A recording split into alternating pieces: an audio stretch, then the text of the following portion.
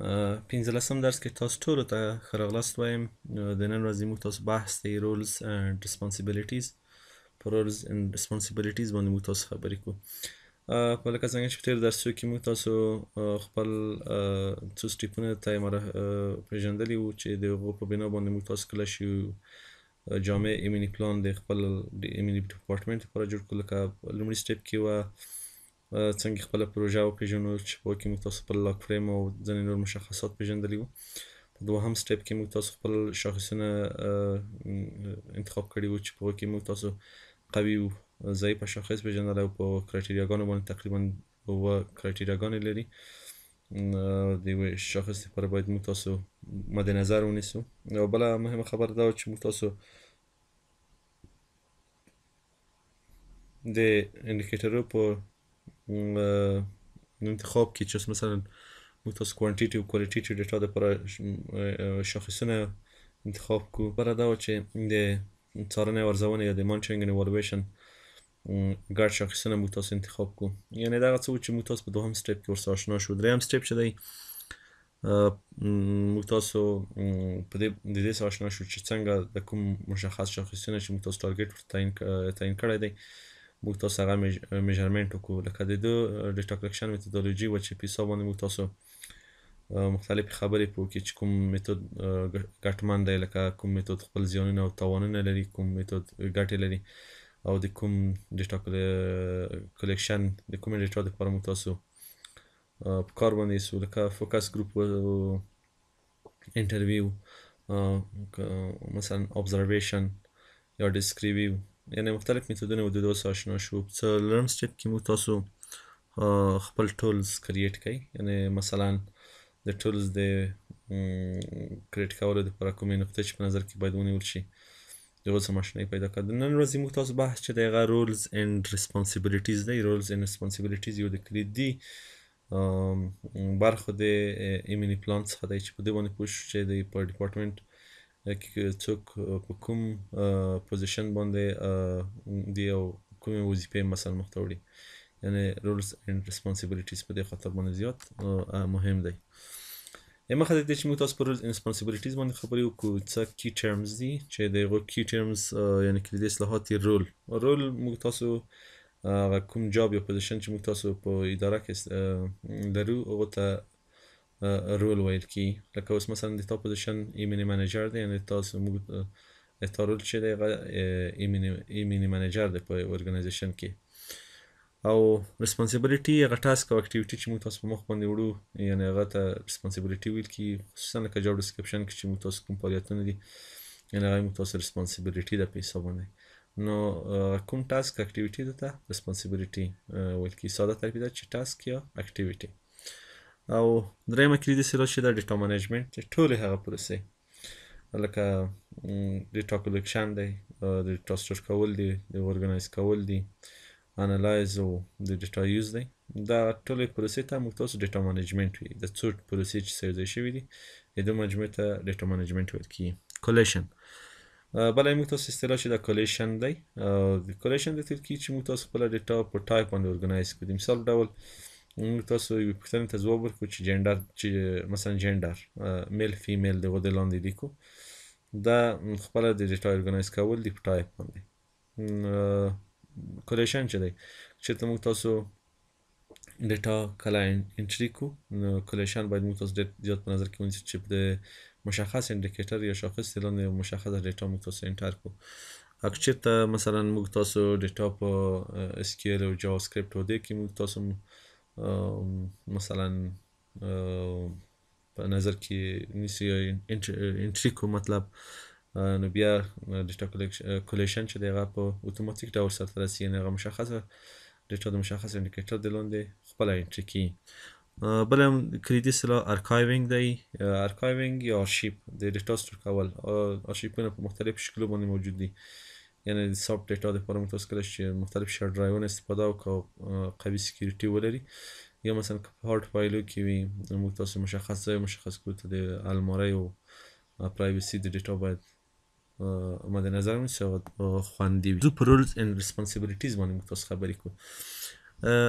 په رول ریسپانسیبلیټیز کې که څنګه چې موږ تاسو د ملي پلان لپاره مشخصه پروسې سرته ورسولې، په همدې ډول باندې موږ تاسو باید د رول ریسپانسیبلیټیز کې دوې مشخصې پوښتنې دي. آیا تاسو مسؤلیت څه شی دی، کومې وظیفې باید تکمیل شي او کله باید تکمیل شي.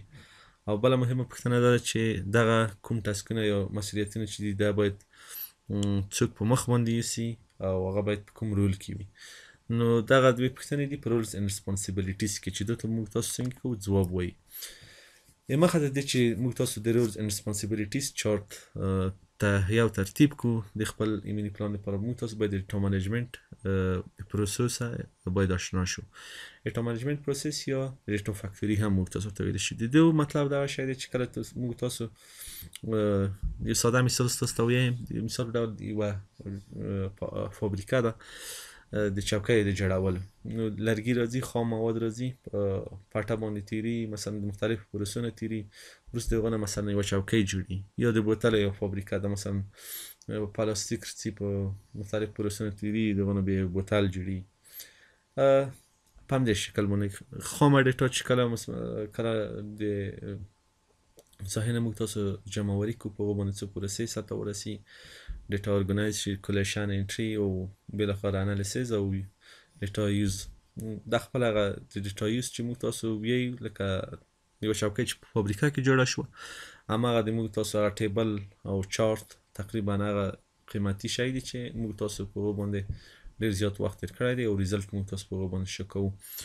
یعنې د ما مطلب دلته دا دی چې د ډیټا منیجمنت پروسه چې ده تقریبا لکه یو فابریکه غونته شکل داسې لري چې موږ تاسو په هغو کې خپله ډیټا په مختلفو شکلو باندې خلق ته ښیو، ریزلټ ورته ښیو.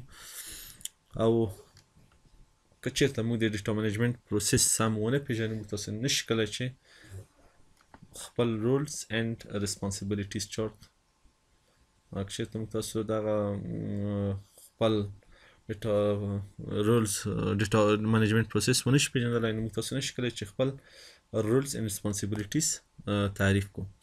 نو څو ډیټا منیجمنت پروسې ته، لکه دلته موږ تاسو ته یو پټه ښکاري. اول سټیپ یې ډیټا کلیکشن دی چې موږ تاسو په دې کې ډیټا کلیکشن کو. هغه ډیټا انټري ده او کولیشن دی. او درېیمه چې ده ډیټا انالیسیز دی، وریفیکیشن او سټوریج دی. او څلورمه چې ده ډیټا یوز دی. اول سټیپ ډیټا کلیکشن دی، په دې باندې موږ تاسو مکملې خبرې کړي دي. په ډیټا کلیکشن کې په درېیم سټیپ کې په دې باندې خبرې کړي چې ډیټا کلیکشن په کومو میتودو باندې موږ تاسو ټول کړو. خو بیا هم په هر صورت باندې په ډیټا کلیکشن کې چې کله موږ تاسو د خپل ډیټا کلیکشن کو، باید سیم ټولز د سیم اکټیویټي دپاره یوز کړو. دا ډېره زیاته مهمه ده. بله مهمه خبره دا ده چې باید موږ تاسو مکمل معلومات ولرو دغه مشخص اکټیویټي نه، یعنې بینیفیشریز خپل وپېژنو، وخت وپېژنو. نو دا ډېر زیات مهم دی. او ډیټا کلیکشن باندې کوم میتودونه چې دي، لکه فوکس ګروپ، انټرویو، په هغو باندې تاسو خبرې کوي چې د ګټې زیانونه چې د کوم هدف لپاره استفاده کېدای شي. بیا ډیټا انټري او کولیشن دی. ډیټا انټري هم موږ تاسو ساده مرحله ده چې موږ تاسو ډیټا په یو په ډیجیټل، لکه ما چې ته په اسکیل جاوا سکرپټ کې ټابیسونه ډولپ موږ تاسو ډیټا انټري کې کو، او یا مثلا مانولي په اکسل شیټ کې. او په همدې ډول کولیشن په اکسل شیټ کې باید موږ تاسو کله چې مانولي انټري کو، باید موږ تاسو مانولي، مطلب دا دی چې تاسو ته ټوله ډیټا ښکاري او تاسو پر کالم کې پر رو کې مشخصه ډیټا کالم لاندې انټري کوئ، او هغو کې باید تاسو د کولیشن په نظر کې ونیسئ، یعنې یوه ډیټا د بل ډیټا د لاندې انټري نه کوئ، او ځکه چې بیا مشکلات پېښوي. او بله خبره دا چې چېرته په ډیجیټل شکل یا خپله کولیشن په صورت نیسي اتوماتیک، یا خپل مشخصه ډیټا د مشخص انډیکیټر د لاندې ځای په ځای کېږي. او همدارنګه کله چې کولیشن سرته ورسېږي، موږ تاسو بیا وروسته ډیټا انالیسیس کو، وریفیکیشن کو. وریفیکیشن کې 15 سټیپونه د ډیټا کاراکتریستیک چې دی هغه موږ تاسو اپلای کوو، تر څو موږ تاسو یوه سمه، صحیح، اکیوریټ ډیټا موږ تاسو انالیسیس کو. او په ډیټا انالیسیس لپاره مختلف سافټویرونه استفاده کېږي، لکه پاور بي آی او ګوګل ډیټا سټوډیو، اکسل، SPSS، مختلف سافټویرونه دي چې هر ارګنایزیشن خپل کانسپټ نالج او کپاسټي باندې هغه ډیټا انالیسیس کوي د خپلو اهدافو دپاره او بیا یې یوز کوي. او څلورم سټپ چې دی هغه د ډیټا یوز دی. ډیټا یوز په دې خاطر باندې دی چې موږ تاسو ما دلته څلور مشخصې نقطې ذکر کړي دي چې د ریپورټ په خاطر باندې موږ تاسو خپله ډیټا استفاده کوو که په مانټلي کوارټرلي او انوال بیسس باندې. کوم کمیونیکیشن چې موږ تاسو کمیونټي سره کوو چې کوم تعهد چې موږ تاسو سپارلی دی د هغو د ښه کولو دپاره، د منیجمنت د تصمیم گیرۍ په خاطر باندې او د راتلونکي پروژې د ډیزاین په خاطر باندې موږ تاسو دغه ډیټا کومه چې انالیسیس کړې ده موږ تاسو دا ډیټا مثلا د دې په خاطر باندې استفاده ځینې کوو. ښه دلته یو بل شی منځته راغلی چې ډیټا فلو مپس دی. یعنې کله چې موږ تاسو ډیټا منیجمنت پروسس خپل وپېژانده نو یو بل شی مخ ته رسي چې ډیټا فلو مپس دی. یعنې د دې مطلب دا شی شو چې د ډیټا په کومه طریقه باندې موږ تاسو ارګنایزیشن پرې رسي، بیا چې موږ تاسو مثلا دلته تصمیم گیري کوو د تصمیم گیرۍ په خاطر باندې مثلا دغه ډیټا څوک کلیکشن کوي او څوک انټري کوي، مثلا کومه سرحده پورې مثلا د ډونر او د ګورنمنټ سره څوک یې په شریکوي. نو د دې لپاره موږ تاسو باید خپله یوه ډیټا فلو مپ وپېژنو په دې خاطر باندې چې ډیټا فلو مپ ډېر زیاته مهمه ده. که چېرته موږ تاسو ته لاره هواروي چې موږ تاسو وپوهیږو چې څومره ډیټا مثلا موږ تاسو د ډیټا مثلا کوم هدف لپاره استفاده کیږي. لکه دلته اوس مثلا یو ډیټا فلو مپ ما وړې ده. ډیټا فلو مپ کې باید تاسو چې هر وخت خپله ځان ته ډیټا فلو مپ کریټ کوئ دا شیان باید په نظر کې ونیوئ. اول باید د نفر پوزیشن ولیکئ، دوهمه فریکونسي باید ولیکئ او ټاسک یې باید تاسو په نظر کې ونیسئ که نه. مهمه ریسپانسیبلیټي دا شی چې دی. اوس مثلا دلته فیلډ افیسران دي، دا یې پوزیشن شو، د دوی دوی مشخصې اکټیویټي لري او فعالیتونه باید مخته یوسي. یو کلیکشن کو او بله انټري کو او د څه شي نه هغه ریسپانسیبلیټي معلومه ده. یو ایچ آی وي ټیسټینګ ډیټا جمع کوي او بل د انټي ټرایور ټریټمنټ ریکارډونه جمع کوي او بله ډیټا موږ ته تاسو سرسي یا هغه ډیټا چې د کمیونټي هیلث ورکرز یې کلیکټ کوي، یعنې پوزیشن یې مشخص شو او دوی مشخص کلیکشن هم کو انټري هم کو. بیا د پروژې منیجر ته دا ډیټا رسي. پروژې منیجر مثلا د دونه ریپورټ ډراپټ کوي او که کومه ډیټا کې میس وي بیا یا د کمیونټي هیلث ورکر سره او د فیلډ افیسر سره خپله مشخصه ډیټا چې میس لري هغه شریکوي څه کمپلیټ کو یا یې ډیلیټوي ورسره مثلا. په هر صورت باندې کله چې پروجیکټ منیجر خپل ریپورټ ډراپټ کو بیا منیجر دا راپور لیږي